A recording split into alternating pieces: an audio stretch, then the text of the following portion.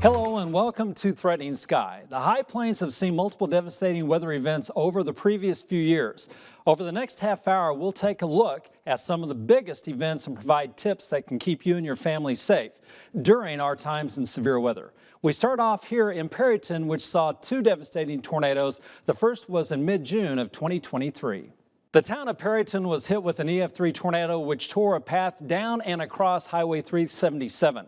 In about 10 minutes, the storm killed 3 people and injured more than 100. Mobile homes, houses, businesses, and facilities were destroyed or heavily damaged. Perryton saw another tornado on March the 24th of 2024.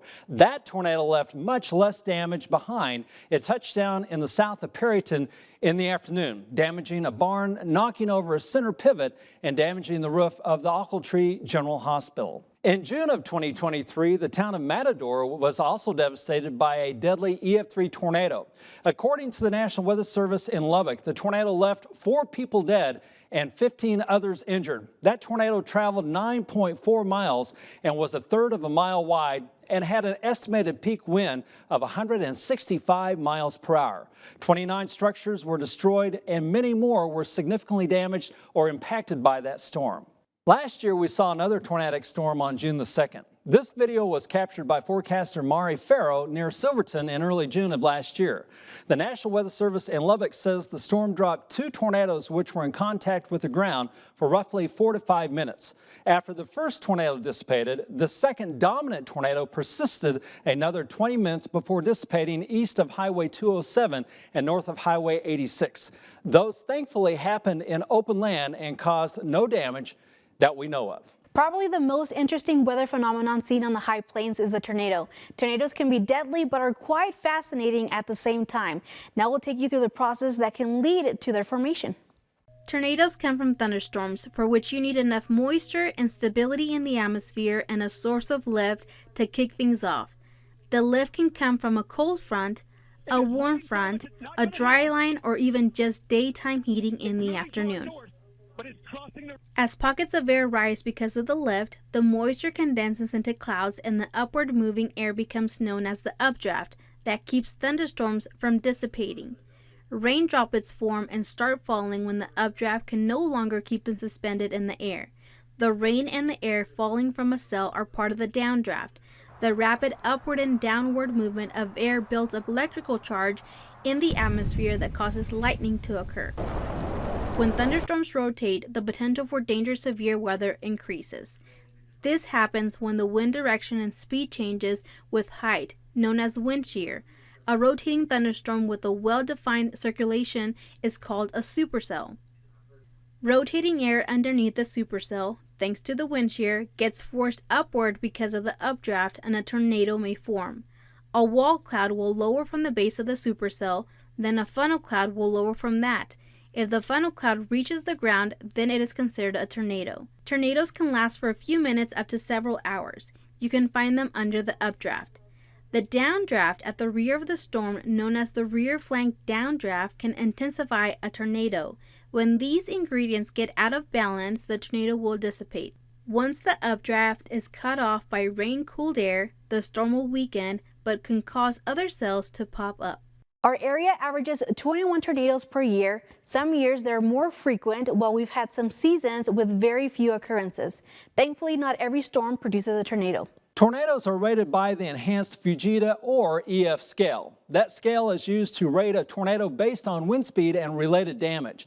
The National Weather Service is the only federal agency with authority to provide official tornado EF scale ratings. The scale begins with EF0, which is only light damage. From there, an EF5 is incredible damage. The tornado is arguably the most destructive force that we see here on the High Plains. It's important that you and your family have a plan of action so you stay safe when severe weather strikes. Here are some tips to help yourselves. One of the worst things you can do when faced with danger from the weather is panic. The first thing you should do to prepare for a tornado is make an emergency plan for your family. That means every family member knows where to go and what to bring when there's a tornado emergency. And what should you bring with you? Everything you can to protect yourself from flying debris, which tends to kill more people than the tornado itself. Before you hunker down, turn the TV or radio to weather coverage so that you know when to come out after the thunderstorm has passed. Getting weather alerts on your phone will help you when you need to move quickly. As far as where to go, that depends on your location when a tornado is closing in.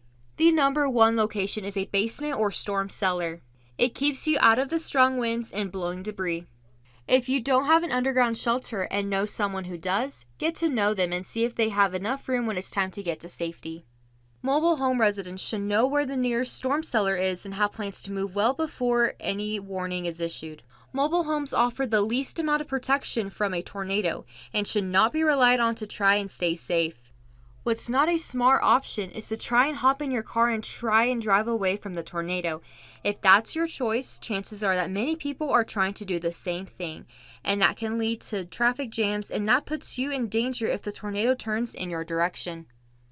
Unless you live in a mobile home, stay where you are and you'll give yourself the best chances to survive even the biggest of tornadoes. Bridges and overpasses are also places to avoid if you're outside when tornadoes are nearby. You're always better off in a sturdy structure or storm cellar. And again, never try to outrun a tornado in your car. The Panhandle has also seen its share of wildfires the past few years. Fritch and other parts of Hutchinson County saw devastating and deadly wildfires last year. Starting on February the 27th of 2024, the Smokehouse Creek Fire and the Windy Deuce fires spread throughout parts of the Texas Panhandle, threatening Stinnett, Borger, and Fritch. The fire was allegedly sparked by downed power lines, which snapped in high winds and burned the grass below, igniting fires that would spread more than 1 million acres and destroy hundreds of livelihoods.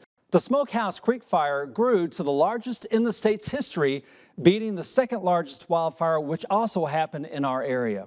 March 12th was the 19th anniversary of the East Amarillo Complex fire. Those wildfires claimed the lives of 12 people while burning more than 907,000 acres, now officially the second largest in Texas history. The High Plains so far this year hasn't seen many major wildfires like what we saw in 2024. On March 18th, however, one fire northwest of Borger did cause evacuations and threatened nearly 1,200 homes. The Double S fire started on March the 14th around 6:30 in the evening. The fire began near the 3800 block of West Wilson Street. Evacuation orders were issued for the northwest side of Borger. Throughout the night, and even with higher wind gusts, crews were able to create a defensible space around most of the fire to contain it. The heavy winds here on the High Plains can not only cause property damage, but can also help accelerate the spread of wildfires. Having a plan for what to do in case of a fire and severe storm is the best thing to do to keep you and your family safe. Taking personal responsibility and early preparation can save you and your property from being destroyed in a wildfire. Here are some tips for protection and safety. Create a defensible space around your home by clearing brush away. Plan escape routes and make sure everyone in the home knows them. Review your insurance policy and make sure you have adequate coverage. Follow instructions issued by officials and leave immediately if ordered. And make sure your vehicle is gassed up in case you need to evacuate. An estimated 100,000 thunderstorms occur in the U.S. and 10% of those storms are severe. One might wonder, what is the process of the making of a thunderstorm? Here's a deeper look at thunderstorm formation. Lightning, strong winds, and hail are just some things that accompany thunderstorms, but how do these storms form? Updraft is the energy for a thunderstorm. It's typically going to be heat and humidity. As the air rises, it cools and condenses and creates the cloud, and then through the subsequent motion of that updraft, it will cause that cloud to build with height. Process then starts the thunderstorm. There are actually 4 types of thunderstorms that occur: single cell, multi-cell, squall line, and supercell. Single cell is going to be your very basic thunderstorm. It's going to maybe last 30 to 45 minutes. A multi-cell is going to be a little bit more strength. You might even get something severe out of those. A squall line, which is essentially a line of thunderstorms, and your big one is then going to be your supercell. Everything that comes out of it: large hail, damaging winds, tornadoes. We get all types of thunderstorms in the High Plains. Most commonly occur during the afternoon hours, but not always. Our very own chief meteorologist John Harris explains. Thunderstorms need maximum amount of heat to form. Thunderstorms will also develop is during that peak heating of the day, so to speak. Now, sometimes where thunderstorms will develop any time of the day if we have the mechanisms coming in and if the atmosphere aloft is really, really cold. No matter when storms occur, it's important to know the difference between a severe thunderstorm watch and warning. We can have a severe thunderstorm watch go out hours before thunderstorms even develop. A watch means it might happen. A warning means a thunderstorm is severe. It is occurring. Time to stop what you're doing and go to your place of safety. Severe weather season for the high plains occurs in the middle of April through the end of June. This is a great time to have a safety plan and to be prepared for the outcomes of a thunderstorm. You have hours, if not minutes, to prepare for the warnings. And when warnings are in effect, it's time to take action and it's time to go to your safe area. Lightning strikes the earth about 25 million times a year. Even though lightning can occur at any time during the year, the most common months are June to August. I was able to get a closer look on the lightning formation and its impacts. Lightning can be often a forgotten hazard. It can be around 50,000 degrees Fahrenheit, which is hotter than the surface of the sun. So how is this weather phenomenon formed? In a cloud, as a thunderstorm forms, there's a lot of movement between the hail and the rain and the ice crystals, and that all creates static electricity. Typically, you get negative charges that develop at the bottom of the cloud with positive charges up at the top of the cloud and on the surface of the earth. And as we all know, opposites attract when it comes to electricity. NWS Amarillo's warning coordination meteorologist Joanne Keelan explains the different types of lightning. There's three main types of lightning. There is in-cloud lightning, where the charges are attracted to each other within one single cloud, between different clouds, so cloud-to-cloud lightning. And the one that's most dangerous to us is cloud-to-ground lightning. Lightning detection networks are very important to improve safety and to also stop operations before lightning arrival. The main lightning detection tool that we use in the National Weather Service is the GOES geostationary lightning mapper, but there are also private lightning detection networks from private companies like Vaisala and Earth Networks. For the year of 2023, there have been 5 deaths caused by lightning, and 2 of those deaths happened in the state of Texas. We're averaging about 20 fatalities a year, which the really good news there is that that's about cut in half from the early 2000s. So interviews like this, education from TV meteorologists from the National Weather Service really are helping people stay weather aware and take these safety actions from lightning. And remember, when thunder roars, go indoors. The best places to go are inside of a structure or a hardtop car. The metal frame of the car will protect you from lightning. National Weather Service Severe Weather Program Coordinator Aaron Treadway says a good tip is to wait about 30 minutes after the last sound of thunder to go back to doing outdoor activities. Flooding can also be a concern in communities here on the High Plains. At the end of May of 2023, parts of our viewing area saw major rainfall, which resulted in heavy flooding. In Hereford over Memorial Day weekend, they received more than 10 inches of rainfall, which led to the flooding of the San Jose community. Several residents were displaced. Out of around 300 homes in that community, 4 were completely destroyed, and 19 had major water damage. Texas Cattle Feeders Association says that 4,000 head of cattle died in Hereford in the flooding. Amarillo also saw heavy rainfall and flooding in May of 2023. Parts of the city saw rain upwards of 13 inches within a 30-day period following severe drought levels. The ground became quickly saturated and led to flooding that prompted evacuations, closed and damaged businesses, and displaced several residents.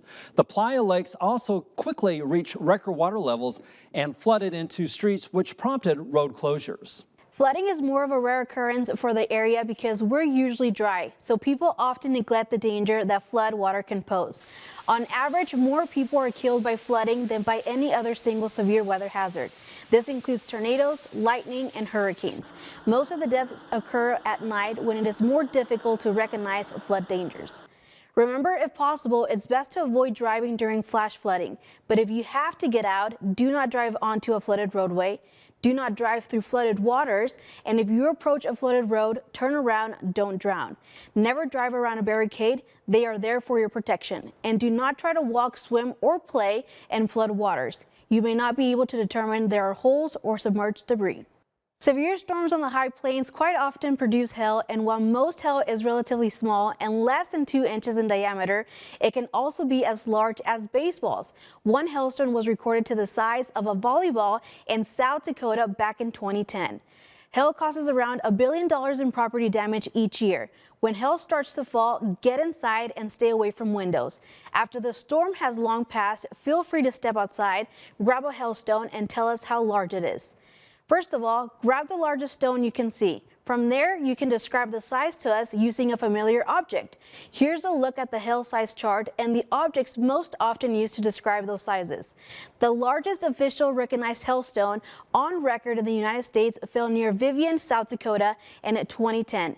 It measured 8 inches in diameter and weighed nearly 2 pounds. One of the things we want to highlight for you is the difference between watches and warnings when you see them on your screen during weather events. On screen, we'll have our weather bug that we will put in the corner of your TV screen during severe weather events to display any warning in our area that you might need to be aware of. A severe thunderstorm or tornado watch means that elements for those types of events are present and possible in the watch area. A severe thunderstorm or tornado warning means that there is an event that has been reported by spotters or indicated by radar.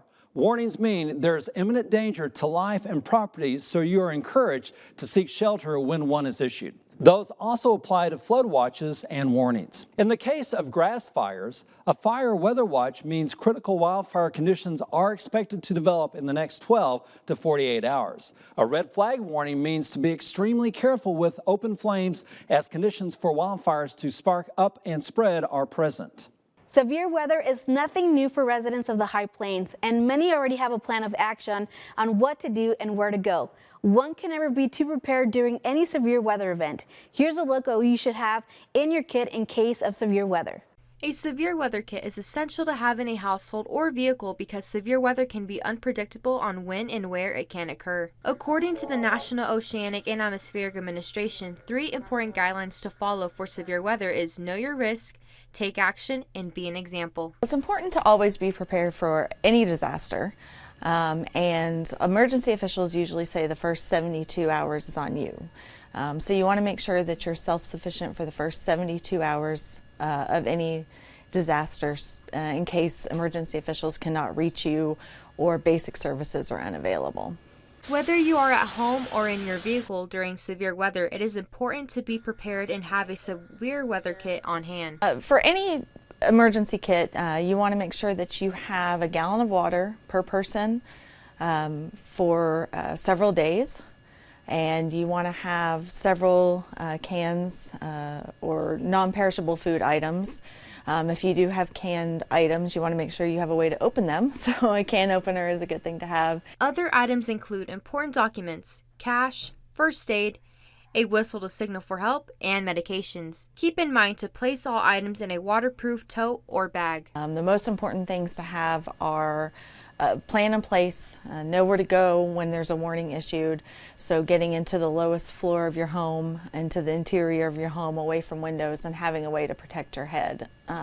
So items like couch cushions and helmets are good things to use to protect your head. For a severe weather kit in a vehicle, one should add a sleeping bag, rain gear, a flashlight, and extra batteries, just to name a few necessities.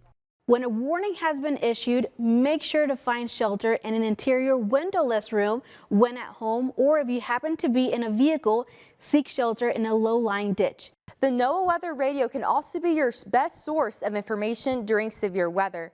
The radio broadcasts information directly from the nearest National Weather Service office. They broadcast weather service warnings, watches, forecasts, and other hazard information 24/7. They also broadcast other warnings such as earthquakes and other public safety alerts and can be programmed to broadcast for your specific area.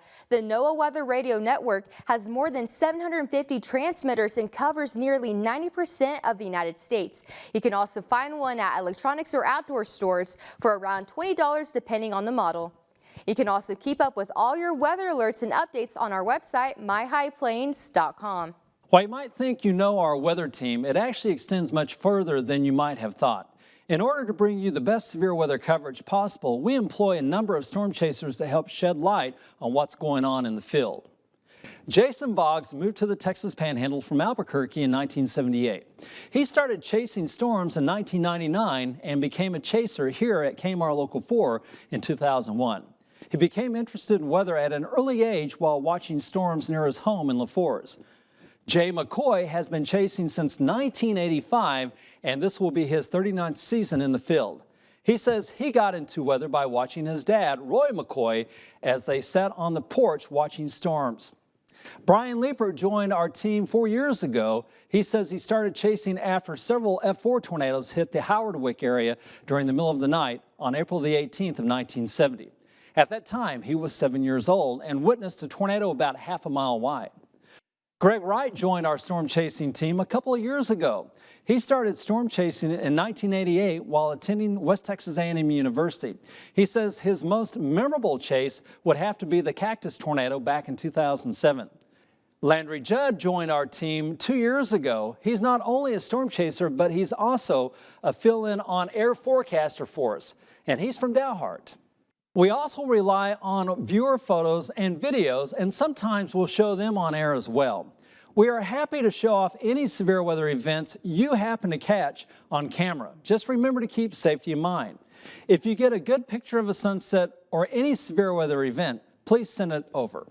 If you want on-the-go weather updates, you can also download the KAMR weather app on iPhone or Android devices. On that app, you can sign up and receive alerts any time of the day to keep your family safe during severe weather here on the High Plains. Our app will also notify you to Amber Alerts and has all of our forecasts to keep you up to date. Here's a brief tour of the important information our weather app and myhighplains.com has to provide during severe weather. MyHighPlains.com offers a wide range of live updating, user-friendly features to pair with the top quality coverage you see on air. Not only does the KAMR Local 4 News weather team publish morning, afternoon, and evening forecast, but the website also features a live radar, a weather map center, live tower cameras, and constantly updating forecast widgets. Closing, delays, burn bans, and other weather alerts will also appear at the top of the web page as an easy access banner. MyHighPlains.com also offers a daily weather forecast newsletter as well as a weather and breaking news alert email list. Our website also has a live updating highway conditions map available throughout the Texas Department of Transportation. Over on the KAMR weather app, you can stay up to date with our most recent weather coverage for your location or others. You can watch our latest weather forecast or get your weather outlook using our hourly and daily forecast tabs. In the top right, you can customize the app to send you weather warnings for specific locations and change how you want to be notified. You can also set weather alerts to display on your notifications and phone lock screen. Use your interactive radar to find out where it's raining or snowing, or if thunderstorms are about to affect your day, or look up one of several other weather parameters available, including temperatures, wind speed, and the UV index. Or take a look at what live tower cameras are seeing all around the High Plains. We also have a tab on our app that allows viewers to submit their weather photos straight to us. You can download the KAMR weather app from your app store of choice for free to carry the weather updates from myhighplains.com in your pocket. Looking forward at our predictions for 2025. Up to this point in time, our area has been in a weak La Nina climate pattern, which typically means less atmospheric moisture and dry, warm weather. These conditions can and often do lead to enhanced wildfire concerns for the Texas Panhandle and surrounding areas. As we travel into April, May, and June, however, this La Nina is expected to revert to a neutral phase. And using history as a guide, a neutral phase can mean better than equal chances for severe thunderstorms, including hail, high winds, heavy rainfall, and even tornadoes. In the end, as the old saying goes, hope for the best with nice rainfall, but prepare for the worst with all facets of severe weather. Remember, you can keep up with all your weather alerts at any time over at myhighplains.com. Thank you for tuning in to Threatening Sky. Be sure to follow us right here on air and also on myhighplains.com as we keep you up to date every day and through every storm.